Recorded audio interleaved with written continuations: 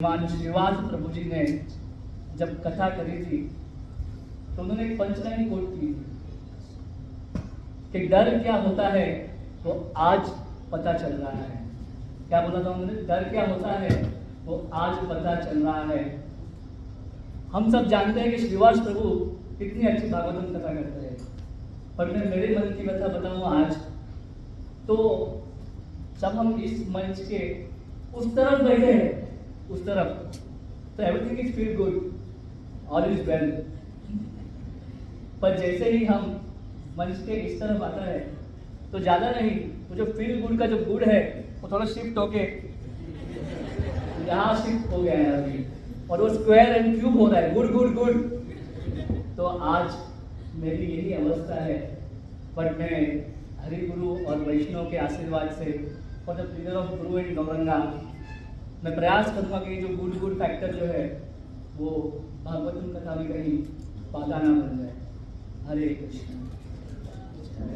राधा माधव कुंज बिहारी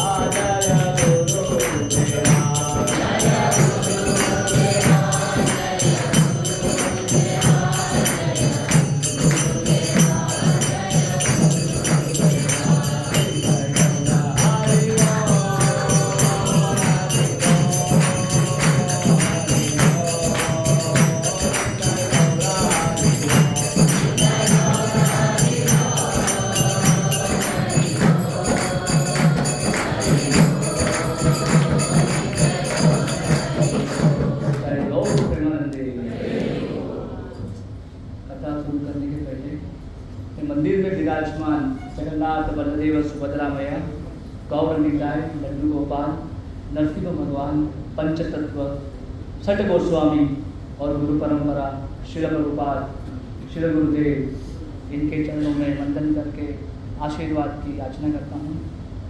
मैं हमारे जो चक्रा गुरु और हमारे यात्रा गुरु his grace Brajaprana Prabhu ji and her grace Apara Mata जी के चरणों में प्रणाम करके उनसे आशीर्वाद की याचना करता हूँ।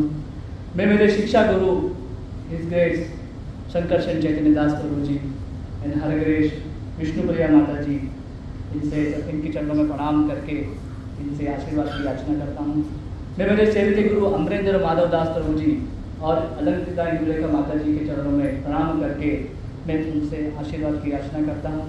और यहाँ उपस्थित सभी वैष्णवों के चरणों में मैं प्रणाम करके उनके आशीर्वाद की याचना करता हूँ। एंड जो हमारे यहाँ पे वरिष्ठ बुद्धि कृष्ण प्रभु जी हैं, जिन्होंने मुझे ये श्रीमद् भागवतम की सेवा दी, मैं उनसे भी आशीर्वाद की याचना करता हूँ कि मैं जो सेवा प्राप्त हुई है मैं उसको सही तरह से निभा पाऊँ। और मैं मेरे माता पिता उनको भी याद करके तो उनका भी आशीर्वाद से प्रार्थना करता हूँ, जिन्होंने मुझे हमेशा इस कृष्ण भावना में आगे बढ़ने के लिए प्रोत्साहन दिया। नारायणं नमस्कृत्यं नरं चैव नरोत्तमं देवीं सरस्वती व्यासं ततो जयमुदीरये। नष्टप्रायेषु भद्रेषु नित्यं भागवत सेवया भगवते उत्तमश्लोके भक्तिर्भवति नैष्ठी कं करोति वाञ्छालं पंगुं लंघयते गिरिं यत्कृपातमहं वन्दे श्रीगुरुदीनतारिणं परमानंद माधवं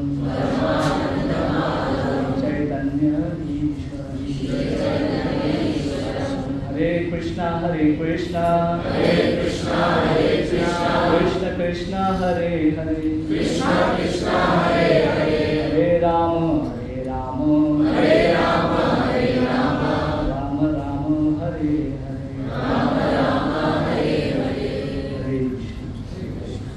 तो श्रीमद् भागवतम की चर्चा शुरू करने के पहले मैं दो शब्द श्रीमद् भागवतम के विषय में कहता हूँ यहाँ पे कि शास्त्र हमें ऐसा बताते हैं कि जो मनुष्य श्रीमद् भागवतम का नित्य पठन और श्रवण करता है वो भगवान को अति प्रिय होता है। जैसे श्रीमद् भागवतम का जो पहला स्कंद है उसमें पहले चैप्टर का तीसरा श्लोक, निगम कल्पतरु कलितम फलम शुक्मुखा अमृत द्रव्यम संयुक्तम, ये मैंने हमारे जो सीनियर वैष्णव है उनसे सुना है। ये जो मैं बताने वाला हूँ कि निगम कल्पतरु, तो कल्पतरु क्या है? कल्प वृक्ष। अगर यहाँ गोल्डन ऑफिस के बाहर में कल्प वृक्ष का झाड़ लगा दिया जाए तो वहाँ सभी लोग लाइन लगा खड़े हो जाएंगे कि मुझे ये चाहिए, मुझे लिस्ट लेके खड़े हो जाएंगे वहाँ पे कल्प वृक्ष के सामने अलग अलग डिजायर करेंगे। हम तो यहाँ पे भक्ति भाव वाले हैं तो हम भगवान की सेवा वाली जो चीज़ होती है वही मांगेंगे। बट अगर उसी कल्प वृक्ष के सामने हम हाथ जोड़ के प्रार्थना करेंगे और उनको पूछेंगे कि जो मेरे लिए उचित है कृपया आप मुझे वो प्रदान करिए, तो कल्पवृक्ष हमें क्या देगा? निगम कल्पतरु गलितम फलम, ये अमृत रूपी जो फल है जो किसके मुख से आया है? सुखदेव गोस्वामी जी के मुख से आया, तो ये और भी रसमय हो चुका है, तो वो हमें यहाँ पे कल्पवृक्ष हमें प्रदान करेगा। तो श्रीमद् भागवतम की जय। तो हमने पिछले क्लास में हमने देखा हमारे वरिष्ठ हिज ग्रेस मोहन रूपा प्रभु जी ने बहुत ही सुंदर वर्णन किया था कि कैसे जो असुर सम्राट बलि महाराज, उन्होंने क्या किया? अपने गुरु की सेवा और पूजा करके इतना तो अपार बल प्राप्त कर लिया और उन्होंने क्या किया? देवताओं के स्थान पर कब्जा कर लिया। और उसकी वजह से क्या हुआ? जो सभी देवता है वो अपना स्थान छोड़कर चले गए हैं और उस वजह से उनकी जो माता अदिति वो अत्यंत दुखी है। अभी इस यहाँ पे हम लोग 16वां चैप्टर शुरू करने वाले हैं आज, जो उसका श्लोक है 8.16.5 जो हम आज डिस्कस करेंगे। तो 16वां जो अध्याय है उसका नाम है पयोव्रत नामक विशेष तपस्या की विधि। तो ये पयोव्रत विधि क्या है? यहाँ पे देवताओं का अपना स्थान पुनः प्राप्त करने के लिए माता अदिति एक विशेष प्रकार की तपस्या करती है। जब कश्यप मुनि ने उनको देखा कि माता अत्यंत दुखी है, तो उन्होंने ये पयोव्रत नाम की विशेष विधि की तपस्या करने की माता अदिति को सलाह दी और उनके मार्गदर्शन में उन्होंने भगवान को प्रसन्न किया। तो अभी हम यहाँ पे श्लोक समझने का प्रयास करेंगे। तो जो पहले 4, अभी हम लोग 8.16.5 पे है, तो पहले 4 जो श्लोक है उसमें हम देखते हैं कि जब देवता उनका स्थान छोड़कर चले गए हैं तो माता अत्यंत विलाप कर रही है। और जब कश्यप मुनि जो बहुत बड़े तपस्वी थे, वो तपस्या करके जब वापस आते हैं अपने आश्रम में और देखते हैं कि आश्रम का जो वातावरण है वो बहुत ही उदास है, उसमें बिल्कुल भी हर्ष उल्लास नहीं हो रहा है और सब सामान यहाँ वहाँ बिखरा पड़ा है और घर भी बिल्कुल स्वच्छ नहीं है। और जब ये देखते हैं कश्यप मुनि तो उन्हें कुछ अघटित घटना होने का उनको आभास होता है। तो वो यहाँ पे आके माता अदिति से जो प्रश्न करते हैं, सबसे पहला वो प्रश्न आज हम यहाँ पे श्लोक के माध्यम से चर्चा करने का प्रयास करेंगे। तो 8.16.5 श्लोक इस प्रकार है। अपि वा कुशलं किंचित् गृहेषु गृहमेदिनी, अपि वा कुशलं किंचित् गृहेषु गृहमेदिनी, धर्मस्य अर्थस्य कामस्य यत्र योगः योगिनाम्।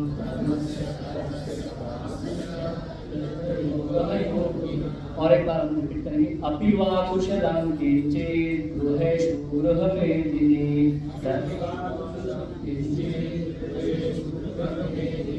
धर्मस्य अर्थस्य कामस्य यत्र योगः योगिनाम्। तो हम यहाँ पे शब्दार्थ समझने का प्रयास करेंगे।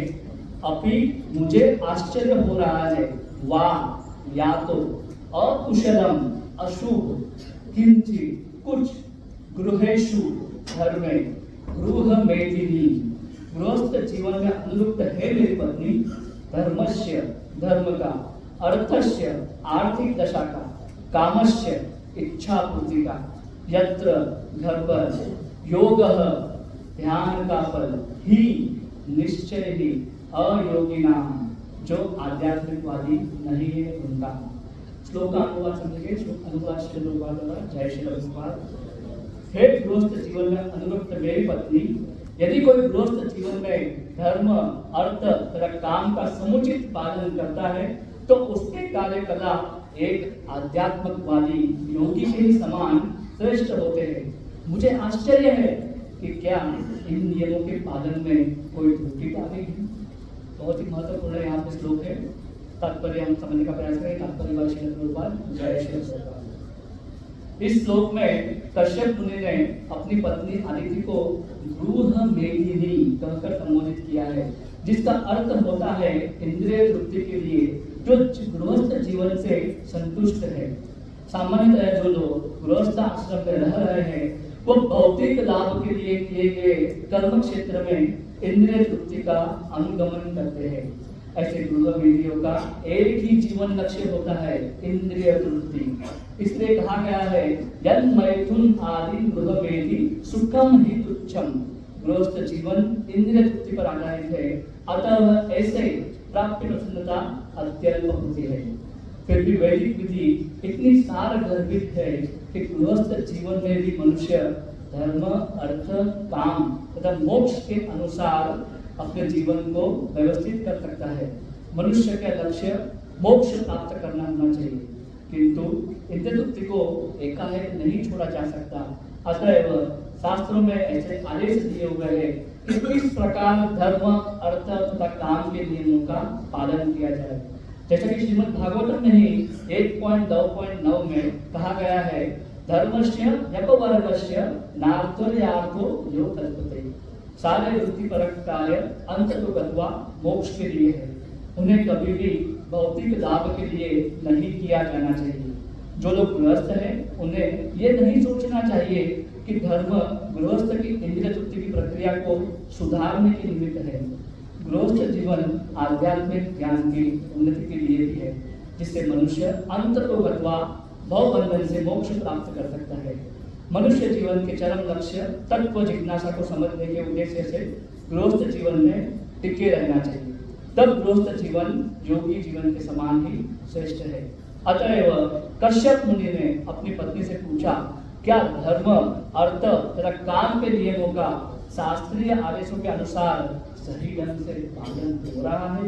जो ही मनुष्य शास्त्र के आदेशों से च्युत होता है तो ही गृहस्थ जीवन का उद्देश्य तुरंत ही समाप्त हो जाता है।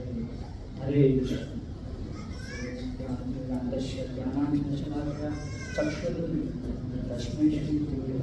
श्री चैतन्य इष्टम स्थापितं स्वयं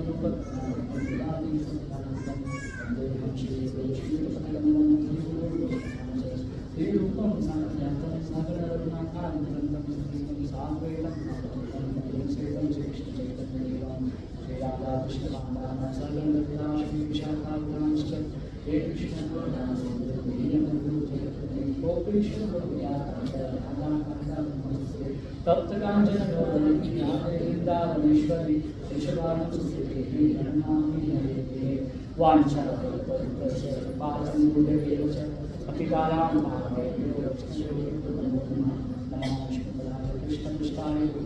श्रीमते नमो आचार्य गीताय कृपा प्रदायिने गौरकथा नमः कृष्ण कृष्णाय श्रीमते भक्तिवेदांत स्वामी नामिने नमस्ते सरस्वती देवे गौरवाणी प्रचारिणे निर्विशेष जय श्री कृष्ण चैतन्य प्रभु नित्यानंद श्री अद्वैत गदाधर श्रीवासादि गौर। हरे कृष्णा कृष्णा कृष्णा हरे हरे, हरे राम राम राम हरे हरे। शिवपाद की गुरुदेव की हरे कृष्णा। तो आज हम इस श्लोक में देख सकते हैं कि कैसे कश्यप मुनि ने माता आदिति से बहुत ही महत्वपूर्ण यहाँ पे प्रश्न पूछा है। तो इस श्लोक को समझने के लिए हम इसको 3 पार्ट में डिवाइड करेंगे उसको। तो पहला जो पार्ट हम समझेंगे कि श्रीमद् भागवतम में जो विभिन्न माताएं हैं उनने जो समान परिस्थिति में क्या प्रतिक्रिया दी, पहला पॉइंट।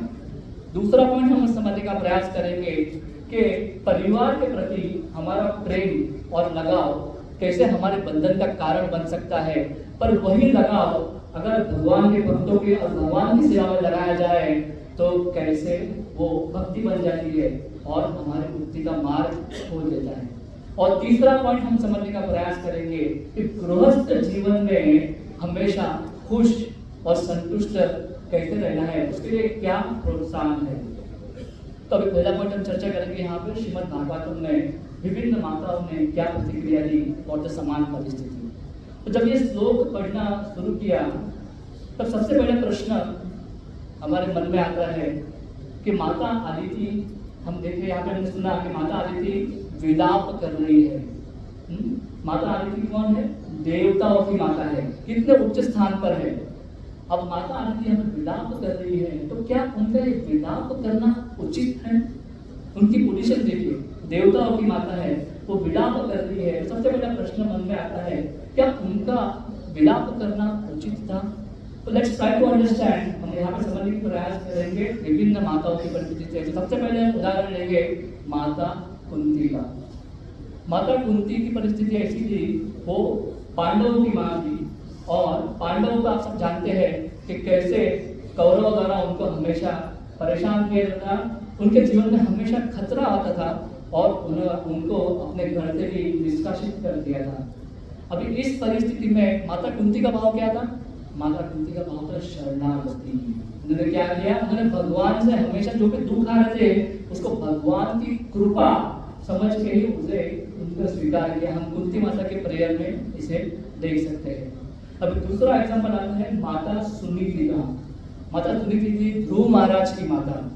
अभी आप सब जानते हैं ध्रुव महाराज को अपने पिता के स्नेह से वंचित कर दिया गया था और उन्हें उनकी गोद में भी नहीं बिठाया गया था सुरुचि द्वारा। तभी जब ध्रुव महाराज अत्यंत दुखी हो गए थे, तब माता सुनीति उन्हें क्या सलाह देती है कि आप भगवान की शरण में जाओ और उनका आश्रय लीजिए। ये उन्हें मार्गदर्शन देती है दुख की अवस्था में। तीसरा उदाहरण हम लेंगे माता उत्तरा का। माता उत्तरा किसकी माता थी? परीक्षित महाराज की। अभी परीक्षित महाराज के जीवन, उनके जीवन में, उत्तरा माता के जीवन में क्या आया था कि जब भी वो गर्भ में थे उत्तरा माता के, तभी अश्वत्थामा द्वारा उनके ऊपर ब्रह्मास्त्र छोड़ा गया था। सोचो, तभी माता उत्तरा ने क्या किया? निसहाय, हेल्पलेस सरेंडर, निसहाय भाव से उन्होंने शरण ली किसकी? भगवान की। वो कहीं और नहीं गई। जब वो ब्रह्मास्त्र आ रहा था उनकी ओर, तभी वो कहीं किसी और के पास न जाके कहाँ गई? भगवान के पास गई थी और उनसे उन्होंने रक्षा की याचना की। चौथा उदाहरण हम लेंगे यहाँ पे माता द्रौपदी का। वो पांडवों के पुत्रों की माता थी। तो यहाँ पे हम देख सकते हैं अश्वत्थामा ने उनके पुत्रों को भी वध कर दिया था। पर उस अवस्था में भी माता द्रौपदी क्या थी? धैर्य रखा। उन्होंने क्या कहा? धैर्य रखा और उन्होंने वो धर्म का पालन करके न्याय जो था वो भगवान कृष्ण के ऊपर छोड़ दिया। तो हम ये विविध उदाहरण देख सकते हैं कि समान परिस्थितियों में माता ने क्या प्रतिक्रिया दी। अभी जब हम किसी माँ की बात करते हैं ना और हम माँ का प्रेम का स्मरण करेंगे, तो हमें सबसे पहले क्या आता है मन में कि जो माँ का सांत्वना भरा प्रेम, उनका प्रेम भरा आलिंगन, यही हमें सबसे पहले हमारे माइंड में आता है। पर हम देखेंगे कि माँ का जो प्रेम है इससे कहीं ज्यादा अधिक है। एक माँ है वो अपने संतान के लिए जीवन की हर एक परिस्थिति, जो कठिनाई भरी विपत्तियां आती है, उसको वो सहन कर लेती है। एक माँ जो होती है वो अपने संतान की सबसे पहले गुरु है। गर्भ से ही वो गुरु का उसमें संस्कार देना, ऐसे गुरु को संस्कार देना शुरू करती है। जस्ट मैं यहाँ पे आज का ही लाइव एग्जांपल दूंगा। I am not point anything, पर आज जो राजन प्रभु हमारे जो सुबह मंगला आरती गा रहे थे, तभी उनकी माता उनको वहाँ उनको गाइड करते हैं, एज अ गुरु उनको गाइड कर रही थी। ऐसा नहीं कि राजन प्रभु को आरती गाना नहीं आता है, पर उनकी माता चाहती है कि वो बेस्ट परफॉर्मेंस दे। वो अच्छा ही करते हैं, पर फिर भी उनको माता को वो भाव था कि मेरा पुत्र बहुत ही अच्छा यहाँ पे performance they. This is what भाव जो माता का है वो हम देख सकते हैं यहाँ पे। तो एक माँ का जो प्रेम है वो कैसा प्रेम होता है? निस्वार्थ, उसमें कोई स्वार्थ नहीं होता है उस प्रेम में। अभी हमने पिछले महीने हमने दामोदर कथा में चर्चा किया कि कैसे लल्ला जो शरारत कर रहे थे उनको भी सबक सिखाने के लिए यशोदा मैया ने क्या किया था? उनको उखल से बांध दिया था। तो यही है। और उनके सामने भगवान कृष्ण, उनके वात्सल्य प्रेम के सामने भगवान कृष्ण भी क्या दिखाई दिए? निसहाय। उनका शरणागति उन्होंने स्वीकार कर लिया, अहम भक्त पराधीन। तो यहाँ पे जो माँ का प्रेम है वो कहीं ना कहीं जो उसका स्रोत जो है वो भगवान के शुद्ध प्रेम को ही दर्शाता है। तो ना अभी coming back to the question, जो आपका क्वेश्चन था उसके वापस आऊंगा कि क्या माता अदिति का विलाप उचित था? कहीं क्या माता अदिति अपने पुत्र स्नेह के लिए, अपने स्वार्थ के लिए विलाप कर रही थी? तो अभी हम माता अदिति की पोजीशन समझेंगे। माता अदिति किसकी थी? देवताओं की माता थी। और देवताओं का क्या कार्य है? देवताओं का कार्य है भगवान की इच्छा के अनुसार इस ब्रह्मांड में जो भी कार्य होता है उसका संचालन करना। अगर यही देवता अगर उस स्थान छोड़ के कहीं चले जाएंगे तो क्या होगा? ये जो ब्रह्मांड के जो संचालन हो रहा है उसका संतुलन बिगड़ जाएगा, बिगड़ सकता है। तो माता यहाँ पे सिर्फ अपने पुत्र स्नेह, अपने स्वार्थ के लिए विलाप नहीं कर रही है, और वो विलाप कर रही है विश्व कल्याण के लिए विलाप कर रही है। यहाँ पे अगर उसमें थोड़ा भी स्वार्थ होता तो क्या भगवान उनकी तपस्या को स्वीकार करते? भगवान वामन देव उनकी कोख से यहाँ पे जन्म लेते हैं, तब ये तपस्या पूरी होती है, प्रसन्न होकर क्या होता है? भगवान वामन देव उनकी कोख से जन्म लेते हैं। तो यहाँ पे हम देख सकते हैं विभिन्न माताओं ने not only for the better of the अपने जो पुत्र के लिए, बट विश्व कल्याण के लिए हमेशा अपने संतानों को धर्म का मार्गदर्शन दिया। अभी इससे विपरीत हम और एक उदाहरण देख सकते हैं माता गांधारी का, जो इस विपरीत है कि क्या हो रहा है। वो माता गांधारी अपने पुत्र स्नेह पुत्र प्रेम में क्या हो गई थी, उनका पुत्र क्या करता अधर्म की राह पे चल रहा था, पर वो हमेशा मौन रही, उन्होंने कभी उसको टोका नहीं, और क्या देखा उन्होंने अपने सभी पुत्रों का विनाश देखा। तो एज अ माता यहाँ पे हमारी जवाबदारी है कि हमें हर परिस्थिति में हमें हमारे संतानों को धर्म का मार्गदर्शन करना चाहिए, और ये माता का बहुत बड़ा स्थान है। यहाँ पे ऊपर सभी माताओं के चरणों में कोटि कोटि वंदन प्रणाम करता हूँ। तो ये पॉइंट नंबर 1 हमने समझने का प्रयास किया कि माताओं की क्या परिस्थिति थी, और अभी हम दूसरा पॉइंट समझेंगे कि गृहस्थ जीवन में अगर हमारा लगाव परिवार के प्रति है तो वो क्या हो सकता है, हमारे बंधन का कारण बन सकता है। बट वही लगाव अगर हम भगवान की ओर मोड़ दे, भगवान के भक्तों की सेवा के लिए लगा दिए, तो क्या होगा, वही हमारा भक्ति बन के मुक्ति का मार्ग खोल सकता है। तो यहाँ पे हम देख सकते हैं श्रील प्रभुपाद जी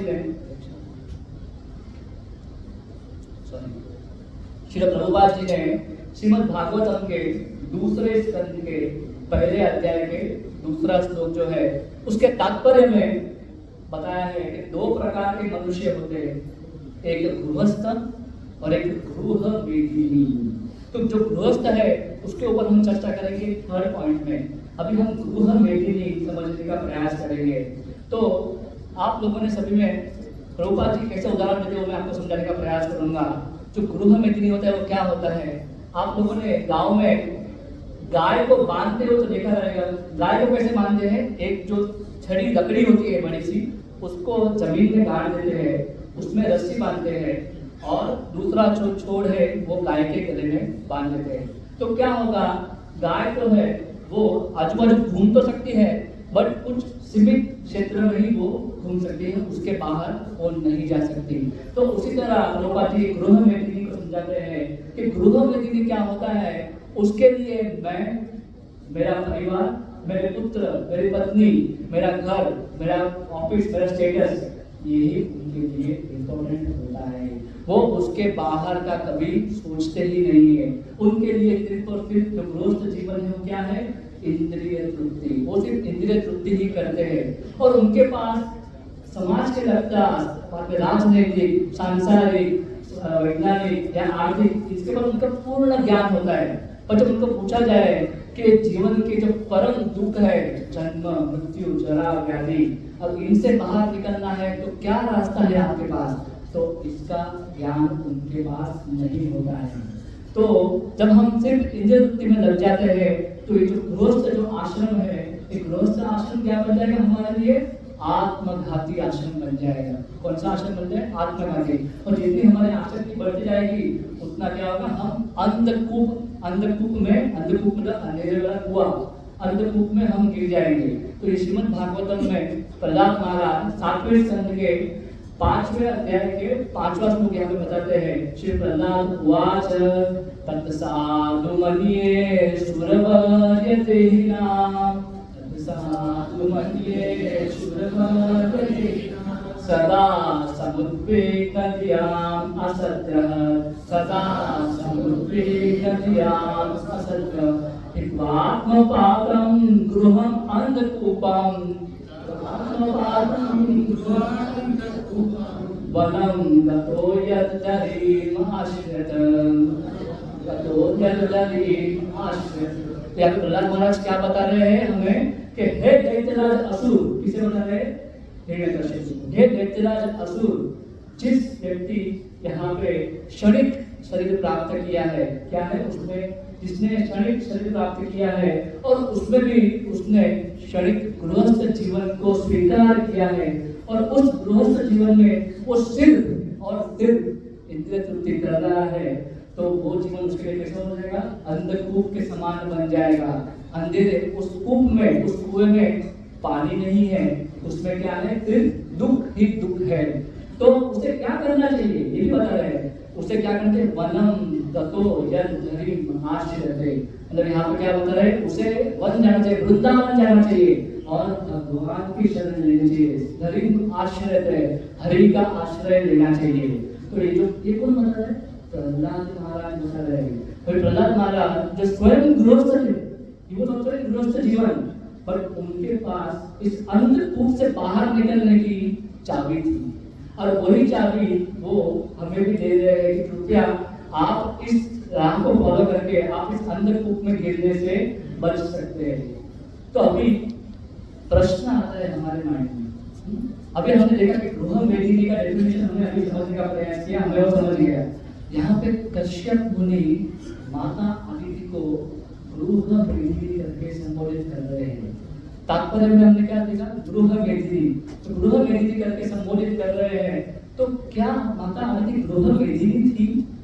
तो अभी हम कश्यप मुनि के विषय में, उनका जो आध्यात्मिक स्तर है उसके विषय में हम थोड़ा समझने का प्रयास करेंगे। तो कश्यप मुनि जो थे वो महर्षि, महान ऋषि थे। वो सप्त ऋषियों में से एक ऋषि थे, और वो किसके, मरीचि के पुत्र थे और ब्रह्मा के पौत्र थे। और भगवान की प्रसन्नता के लिए उन्होंने क्या किया था, प्रजापति के स्थान लिया था, प्रजापति। और उनका जो कार्य था वो क्या था, भगवान ब्रह्मा जी जो थे वो ब्रह्मा जी का जो सृष्टि सर्जन का जो कार्य है उसमें उनको सहायता करना था। सृष्टि सर्जन के लिए वो उनको सहाय करते थे। कश्यप मुनि की कुल 21 पत्नियां थी। उसमें मुख्यतः आदिति, दीति, विंता, प्रद्रु और दनु, ये मुख्यतः पत्नी थी जिसके द्वारा विविध योनियों की प्रजा उत्पत्ति होती है। उसमें माता अदिति थी, वो सबसे श्रेष्ठ थी। फिर भी यहाँ पे हम देखते हैं उन्होंने माता अदिति को गृह मेदिनी करके संबोधित किया। तो यहाँ पे हम समझ सकते हैं कश्यप मुनि जो थे वो एक आत्म साक्षात्कारी जीव थे। भले वो गृहस्थ थे, बट उनकी जो चेतना थी वो आत्म साक्षात्कार की, वो सेल्फ रियलाइज थे। और उन्होंने इतनी तपस्याएं की थी कि उस तपस्या का जो फल था वो हमेशा भगवान को ही अर्पित करते थे। तो जो इतना बड़ा व्यक्ति है, जो इतने आध्यात्मिक स्तर पे इतने ऊंचे स्थान पर है, उसके कोई नॉर्मल प्रश्न नहीं होंगे ना। वो आके पत्नी को दुखी देखी ये तो नहीं पूछेगा क्या हुआ, बाजू वाले ने कुछ कहा क्या, या क्या कुछ सोशल स्टेटस तो सब सही चल रहा है ना, क्या कोई फेसबुक पे लाइक्स नहीं मिल रहे क्या, ये सब सवाल वो नहीं करेंगे।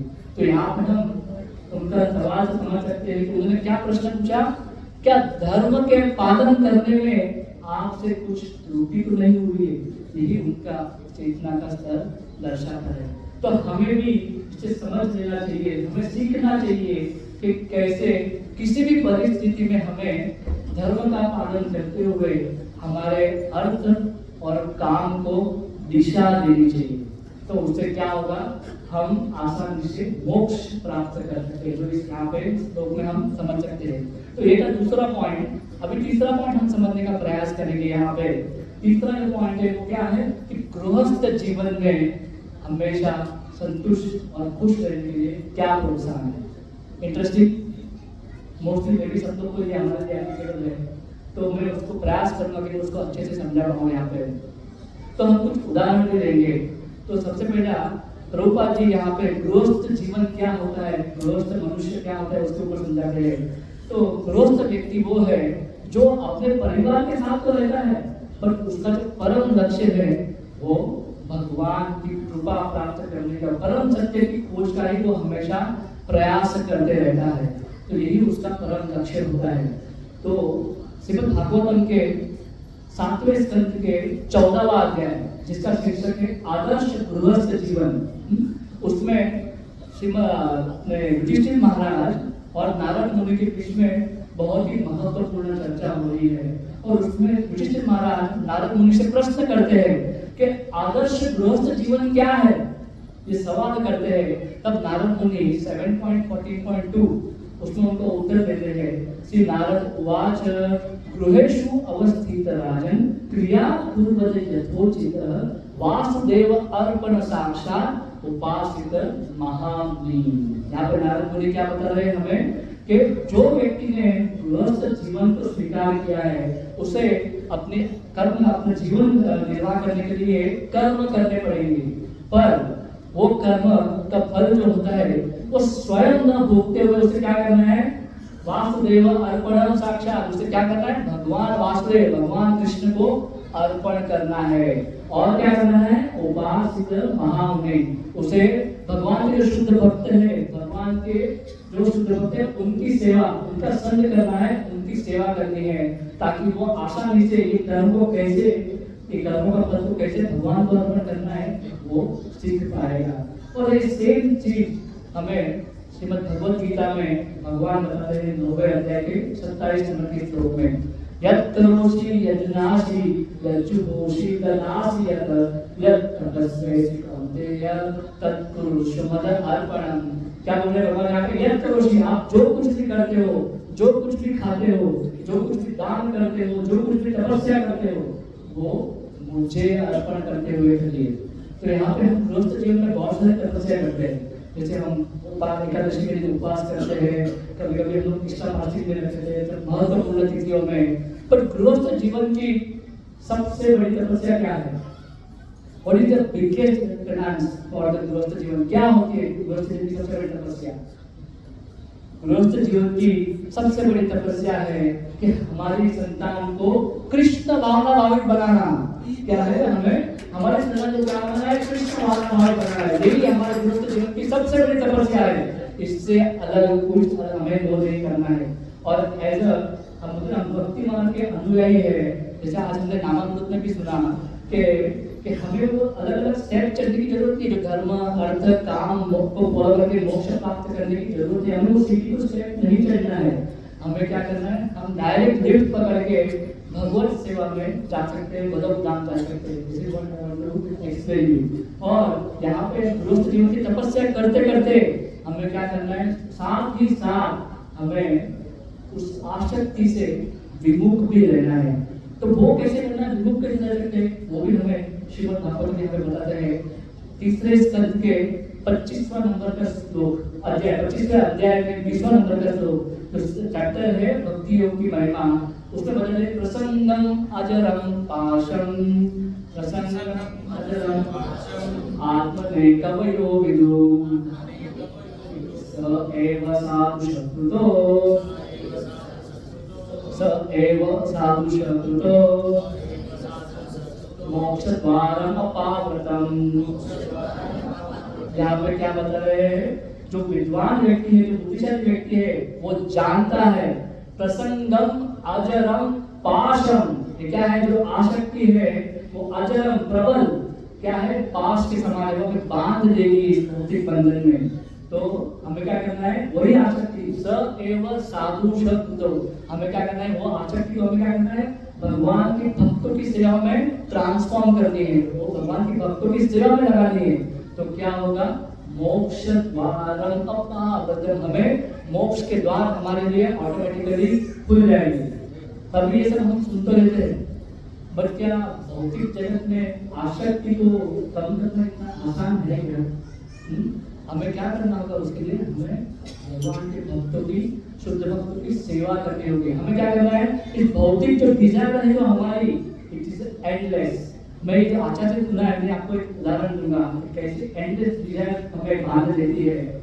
अगर इस ब्रह्मांड के जो भी वृक्ष है, उस वृक्ष को काट के अगर मैं कलम बना दूं, और इसी ब्रह्मांड में जितने भी समुद्र है, जो सागर का पानी है, उसकी अगर मैं शाही बना दूं, और ये जो आकाश मंडल जो हमें दिख रहा है, उस आकाश मंडल को मैं अगर पेपर बना दूं, और अगर हमें बताया गया कि please note down your desires, आप अपनी इच्छाओं को लिखिए, तो ये जो तीन चीज है वो भी हमें कम पड़ेंगे।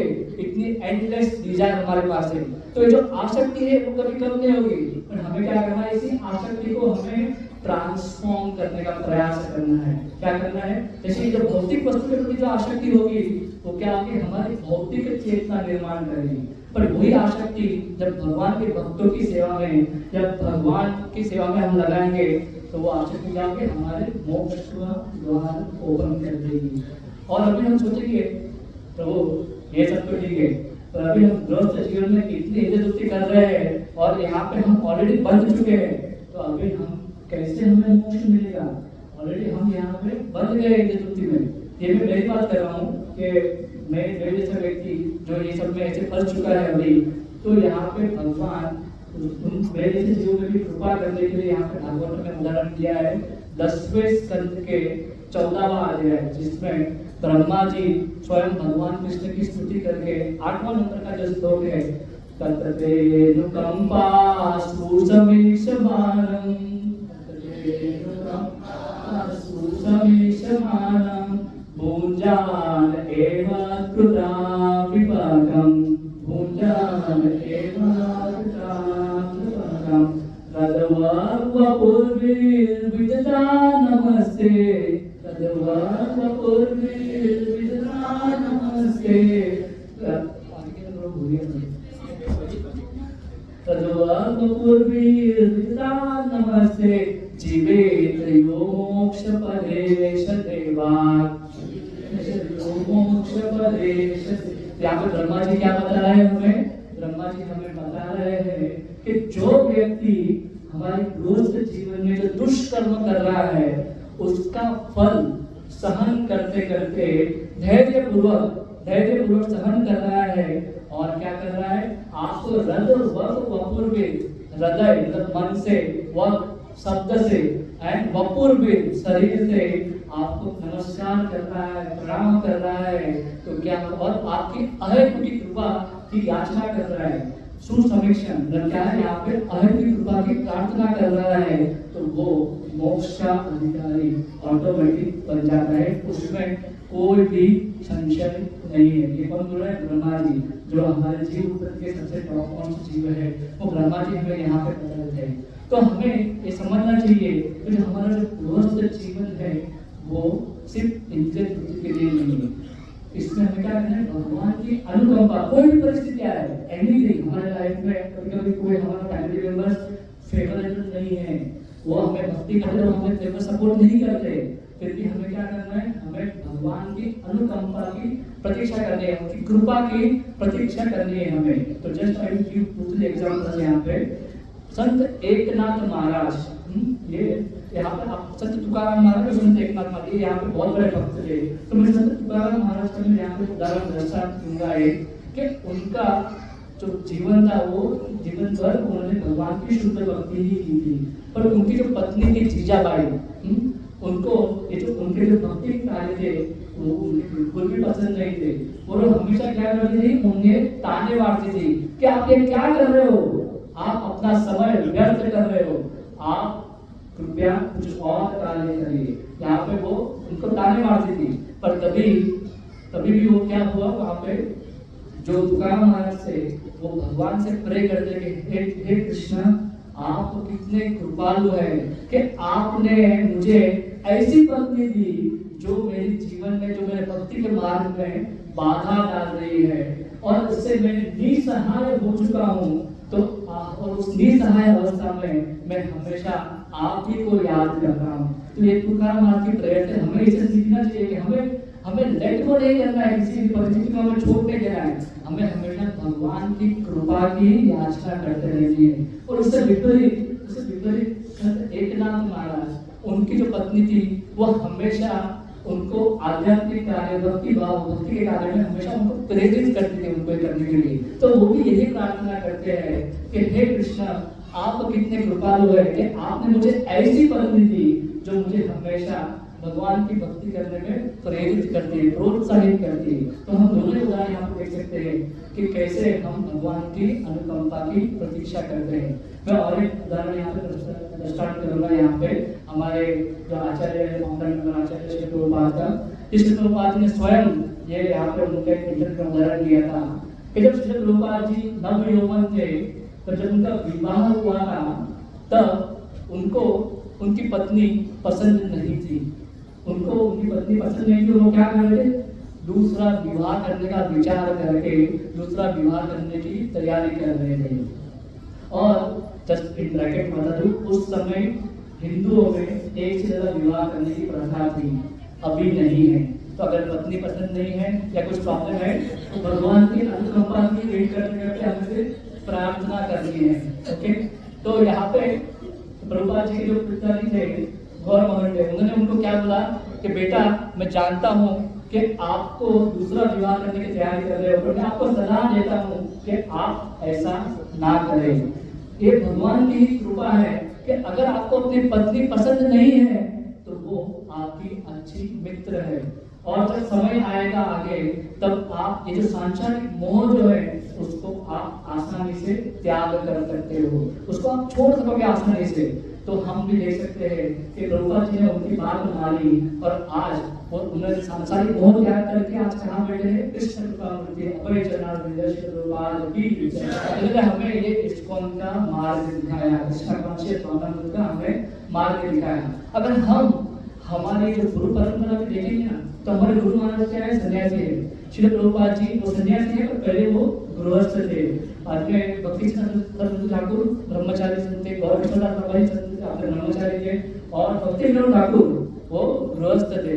तो जब हम ये देखते हैं कि जब कोई सन्यासी भी गृहस्थ जीवन जीने वाला व्यक्ति से भी दीक्षा ले रहा है तो गृहस्थ जीवन के आश्रम में कोई दोष नहीं है, उसमें कोई दोष नहीं है।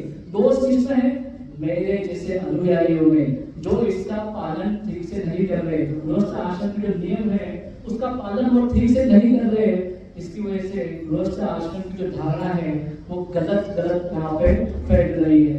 तो हम यहाँ पर जो भक्ति विनोद ठाकुर है वो हम भगवान से बोलते हैं कि हे भगवान, भले ही मैं गृहस्थ हूँ बट मैं मनस देह गेह, क्या बोलते हैं? मैं मन से, देह शरीर से एंड गेह शरीर संबंधित जो भी भौतिक वस्तु है उनसे मैं आपको ही समर्पित हूँ।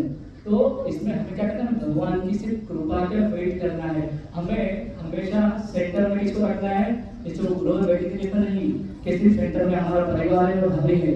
हमें हमेशा सेंटर में किसको रखना है? भगवान को रखना है। और वो कितनी बड़ी पोजीशन है वो हमारी, पर भक्ति सामने क्या बोले? सर्वोपाधि निर्मुक्त तत्पर निर्मलम ऋषिकेण ऋषिकेश सेवनम भक्ति रुच्यते।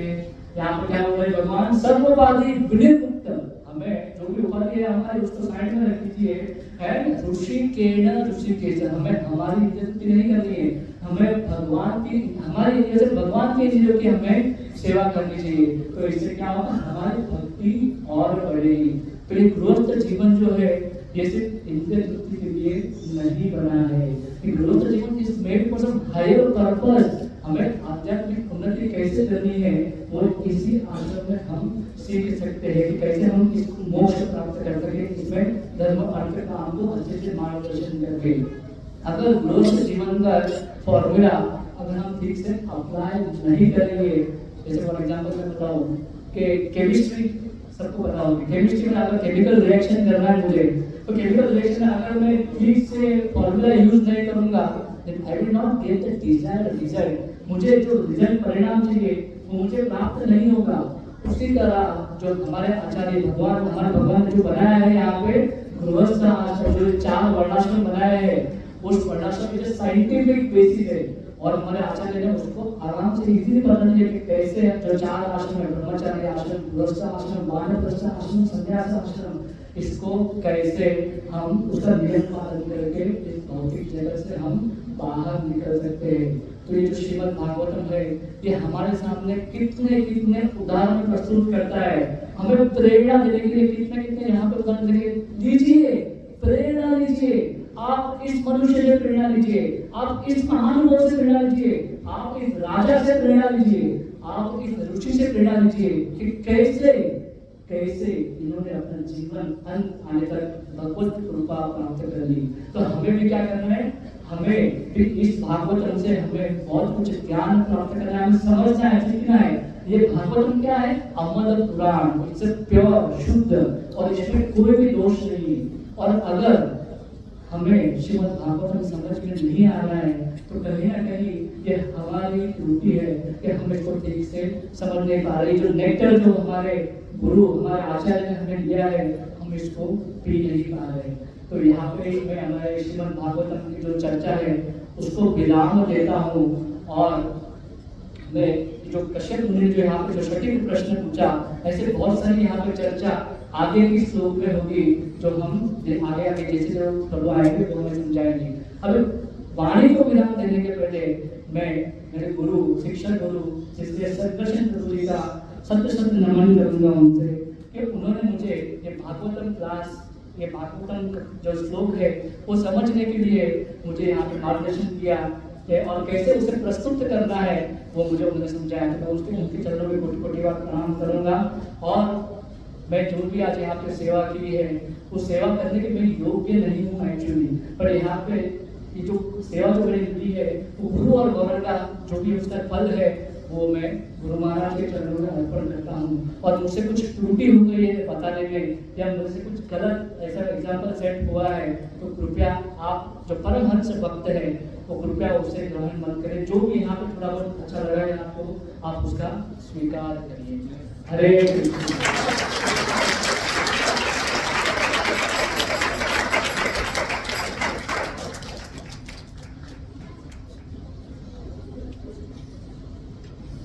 Hare Krishna. So we're very grateful to this Mahaprabhu for so nicely explaining to us.